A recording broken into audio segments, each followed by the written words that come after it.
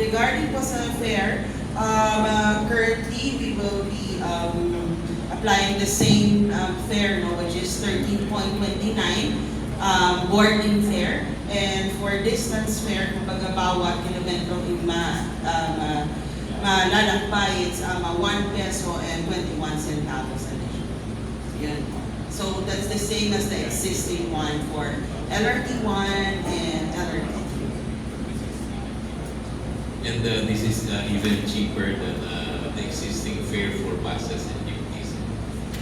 Sir, just a little elaboration ng paano po ito makakatulong sa what you have cited sa economy natin. Kasi yung pong trajectories, marami din negosyante na bumababaan sa mga sakay.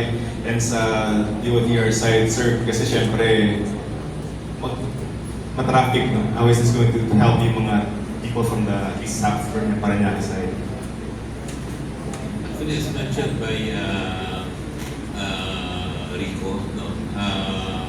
With 50,000 passengers passing through this, mababawasan yung sasakay sa private cars and other public utility vehicles. No? So that will really contribute to solving some of the traffic problems. So not necessarily eliminate traffic, but it will contribute to easing the traffic in this area.